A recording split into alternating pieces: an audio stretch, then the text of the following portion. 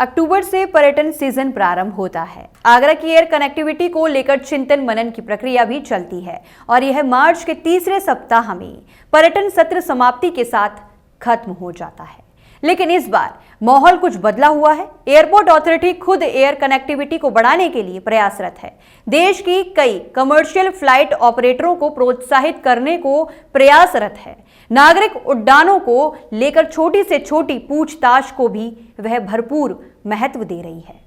Agra airport के director ए अंसारी ने civil society of Agra के प्रतिनिधिमंडल को एक औपचारिक मुलाकात में बताया कि कोरोना संक्रमण की लहर में नागरिक उड्डयन भी कई अन्य क्षेत्रों की तरह प्रभावित रहा है, लेकिन अब स्थितियां कमोवेश सामान्य है। उन्होंने कहा कि हालांकि नागरिक उड्डयन को हवाई यात्राओं के बढ़ते प्रचलन से तो सकारात्मक स्थिति बनी ही है, किंतु सबसे ज्यादा अनुकूल प्रभाव पर्यटन उद्योग से पड़ता है। अंसारी ने कहा कि आगरा आने वाले पर्यटकों की संख्या पूर्व वर्षों की तुलना में काफी अधिक रहना अनुमानित है, जो एयरलाइंसों के यहां से अपनी फ्लाइटों को शुरू करने की वजह साबित होगी। उन्होंने बताया कि वर्तमान में इंडिगो के द्वारा अहमदाबाद आगरा के बीच अपनी शेड्यूल्ड फ्लाइट शुरू की हुई है, जो फुल पैक रहती है। मुंबई, जयपुर और बेंगलुरु के लिए भी चली फ्लाइटों को भी यात्रियों की कमी कभी नहीं रही। उन्होंने उम्मीद जताई है कि आगरा में नई फ्लाइटें शुरू होने को लेकर अच्छी संभावनाएं हैं। कई एयरलाइंसें इसके लिए जानकारियां भी मांग रही हैं, किंतु जब बाकायदा पूरी तैयारी के साथ शेड्यूल फ्लाइटों के प्रपोजल के साथ आगे आएगी, तभी इसके बारे में आधिकारिक रूप से कुछ कहा जा सकता है। उन्होंने कहा कि चार्टर प्लान इस बार अधिक संख्या में आने की उम्मीद है। इनके क्रम की शुरुआत हो चुकी है। पर्यटन सत्र के दौरान यह तेजी के साथ बढ़ेगी। एक जानकारी में उन्होंने बताया कि आगरा में हमेशा कार्गो बिजनेस की संभावनाएं रही हैं। इंडिगो ने इसे पहचान कर अपने ऑपरेशन में शामिल किया हुआ है।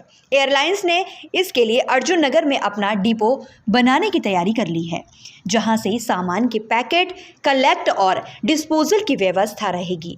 एयरपोर्ट चूंकि हाई सिक्योरिटी जोन है, इसलिए पैकेट हैंडलिंग का काम पूरे प्रोटोकॉल के साथ ही संभव है।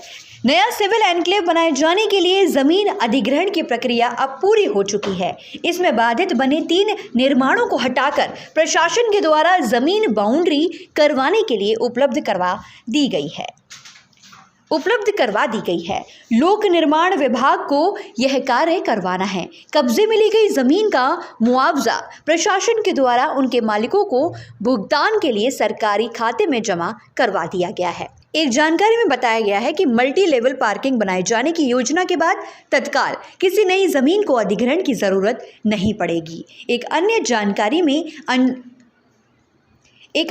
जानकारी में अंसारी ने कहा कि बाउंड्री को पूरा करवाने तथा नई टर्मिनल बिल्डिंग बनवाने का काम करवाने में अब कोई बाधा नहीं रह गई है। उन्होंने बताया कि अगर टर्मिनल बिल्डिंग का पुराना टेंडर ही रिवाइज किया जाना संभव हो सका तो निर्माण कार्य तेजी के साथ संभव हो सकेगा, अन्यथा नई टेंडर प्रक्रिया शुरू होगी।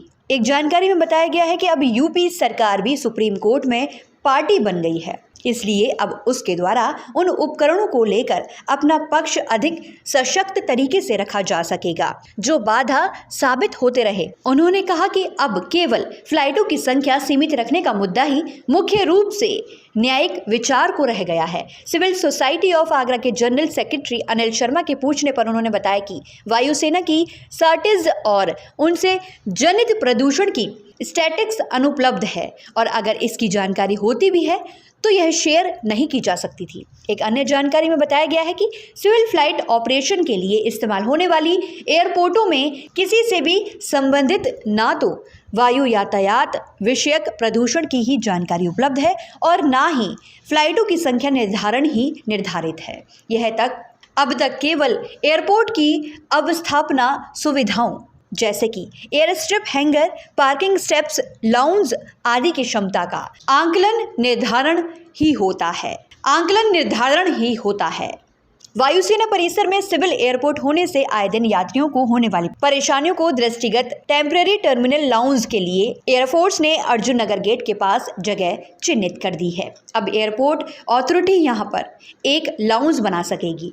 इस लाउंज के बनने के साथ ही अर्जुन नगर गेट से सिविल एनक्लेव तक आने जाने वाले यात्रियों और उनके मेजबानों को होने वाली असुविधा खत्म हो जाएगी। सिविल सोसाइटी ऑफ आगरा के अध्यक्ष डॉक्टर शिरोमणि सिंह ने कहा कि जब देश के किसी भी एयरपोर्ट से संबंधित वायुयान संचालक से जनित प्रदूषण के आंकड़े एकत्रित नहीं है तो फिर शिफ्ट किए जा रहे सिविल एनक्लेव के संबंध में ये क्यों मांगे जा रहे हैं। उन्होंने कहा कि वह इस संबंध में यूपी सरकार के माध्यम से आगरा के नागरिकों की इस वेदना को अवगत करवाने का कार्य करेंगे। एयरपोर्ट अथॉरिटी से मिलने वाले सिविल सोसाइटी आगरा के प्रतिनिधि मंडल में अध्यक्ष डॉक्टर शिरोमणि सिंह, जनरल सेक्रेटरी अनिल शर्मा तथा राजीव सक्सेना आदि शामिल थे।